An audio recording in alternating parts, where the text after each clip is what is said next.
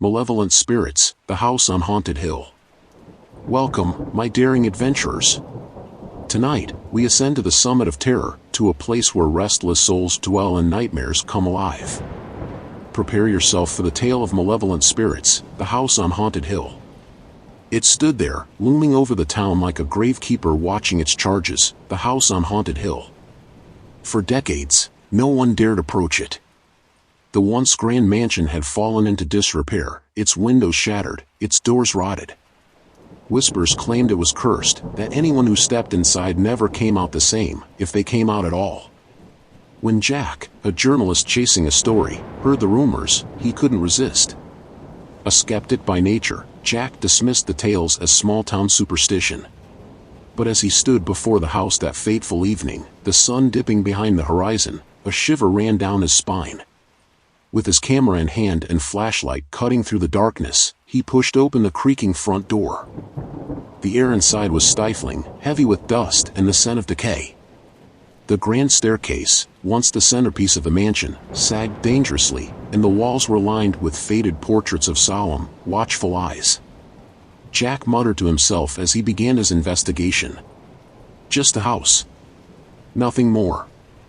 But then came the whispers. At first, they were faint, like the rustling of leaves. But soon, the voices grew louder, distinct, and accusatory.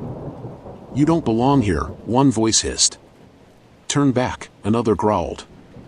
Jack spun around, his flashlight darting across the room. But there was no one there. Undeterred, Jack ventured deeper into the house.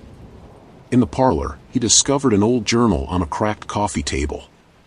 The leather binding was brittle, and the pages were filled with frantic scrawls. One entry stood out. "They are here. Watching. Waiting. They feed on fear." A chill crept up Jack's spine as the temperature in the room plummeted. His breath fogged before him, and the whispering returned, closer this time. He turned to leave, but the door to the hallway slammed shut with a deafening bang. Jack's flashlight flickered, then went out. In the suffocating darkness, he fumbled for his phone, its faint glow barely illuminating his surroundings. That's when he saw them. Figures began to materialize, their translucent forms shimmering with an eerie glow. They were dressed in clothing from another era, their faces twisted in pain and rage. One spirit stepped forward, a woman with hollow eyes and a torn gown. "Why have you come here?" she demanded, her voice echoing unnaturally. Jack stammered, I'm just a reporter. I'm looking for the truth." "The truth?" she hissed, her expression darkening. "The truth is that this house is a prison, a trap for the living and the dead. You will join us." Before Jack could respond, the floor beneath him began to quake.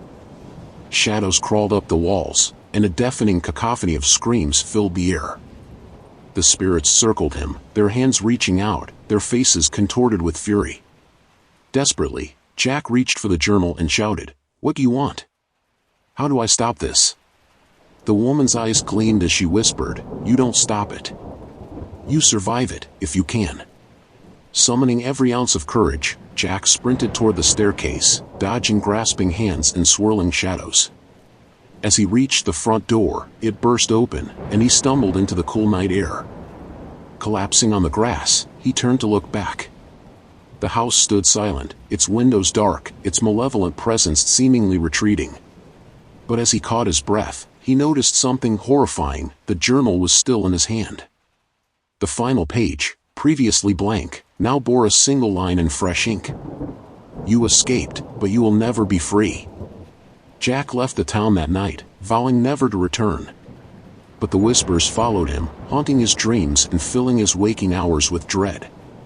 No matter how far he ran, he could feel the spirits watching, waiting for their chance to claim him. Moral of the story? Sometimes, the pursuit of truth leads to doors that should never be opened. The end. Did this tale of malevolent spirits and haunted halls chill your bones? Or shall we summon more from the depths?